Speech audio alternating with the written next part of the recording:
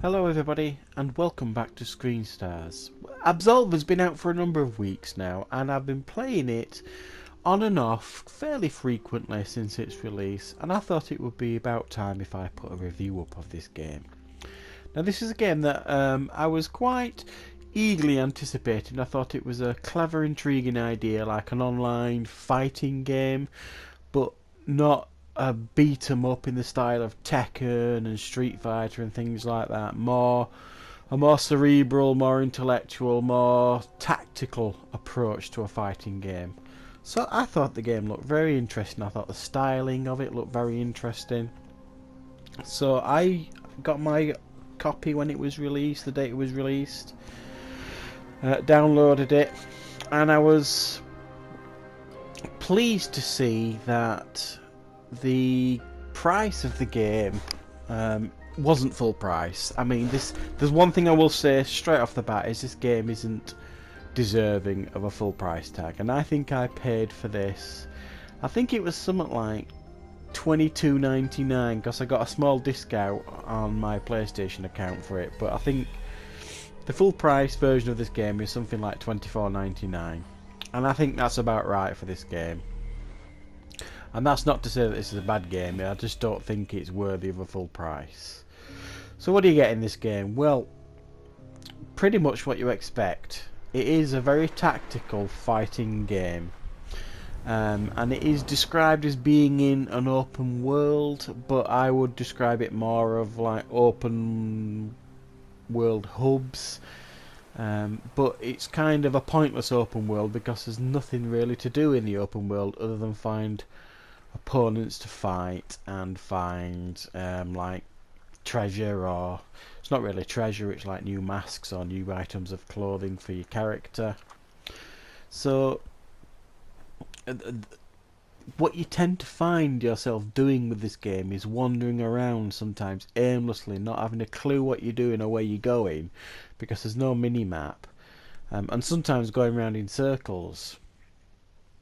You do at times get to a point where you kind of figure out where you are or what you should be doing, or you'll find the path of where you should be going that'll take you somewhere different.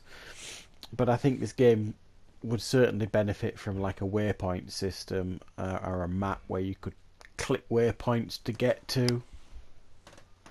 But the meat and bones of this game is the fighting. And from my perspective, I think the fighting is very, very good. It is very tactical. You start off with quite a limited number of attacks, and as you learn them from opponents by blocking and dodging, if you block attacks from the opponent or dodge attacks from the opponent, whatever punches and kicks they do, if they're different to yours, you will slowly learn them. And then as you learn new punches and kicks and combos, things like that, you can then add them to your arsenal. And this is where the tactical side of it comes in, because you can adjust the way you fight to the style that you want. And I've actually found myself in the menus of the fighting thing tinkering sometimes for a long time to try and get the moves to flow, because you can put pretty much whatever kicks and punches you want in whatever slot you want to a certain degree. However, they won't flow correctly if you don't give it that attention to detail, and you really do want it to flow better. The combat itself is pretty good. It does flow nice. It's not a button bash. If you go in there button bashing, you're not gonna get very far at all. You do need to think about what you're doing. You got to be quite tactical. But I think there's just like there is something missing with the combat, and it's hard to put your finger on it. It just feels a step too slow. I think it needed to be one step faster than what it actually is. It doesn't go sometimes as fast and fluid as you want it to, or it doesn't feel natural the speed it's going at. It should be going a bit faster.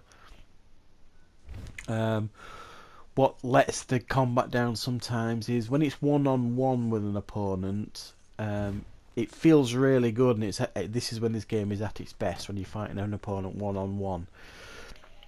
But when you've got 2, 3, 4 opponents surrounding you, it gets quite frustrating, because the lock-on system isn't particularly good. I think if they were going to do that in this game, they needed a far more fluid combat system to like attack everybody around you. So like you're using like your joypad controllers to like move in a certain direction, and it will attack in a certain direction, so that you're attacking people around you. And it doesn't work like that. So one-on-one, the combat is really good and at its best. When you're outnumbered and surrounded by opponents, it's at its worst. And I do think that needs addressing with updates. Another weakness, or some might call it a strength, but I feel it is a weakness, is there is no real story to speak of in the game. I mean, all you really do is go around fighting AI opponents, or even or human opponents, online opponents, and then occasionally you will come across some guardians that you have to take down, but you don't really get an awful lot of reward for doing it. But I do think this game it's got an air of originality about it. I'll give it that. It is a bit of fun, but I think this game could have been far, far more. But with some updates, if they support this game could develop into something really, really special over time, I think.